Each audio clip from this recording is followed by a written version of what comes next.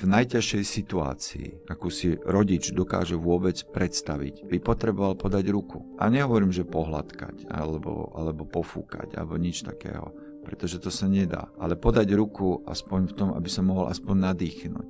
Ale veľká časť verejnosti, ktorá nebola konfrontovaná s realitou, a nemôžem sa čudovať, proste nikto z nás to nepoznal dovtedy, namiesto toho, aby aspoň zachovala zdržanlivý postoj, začala kopať, sekať, rúbať. My sme dokonca v rámci ochrany objavili proste, že ako sa sformovala na Facebooku skupina ľudí, ktorí pri pohrebe chceli oboch rodičov ubiť roxorovými tyčami, aby padli do hrobu. On to znie neuveriteľne, ale vy a ja robíme spolu Vražedné psyché. A my vieme, koľko vecí, ktoré znejú neuveriteľne, sa proste stanú.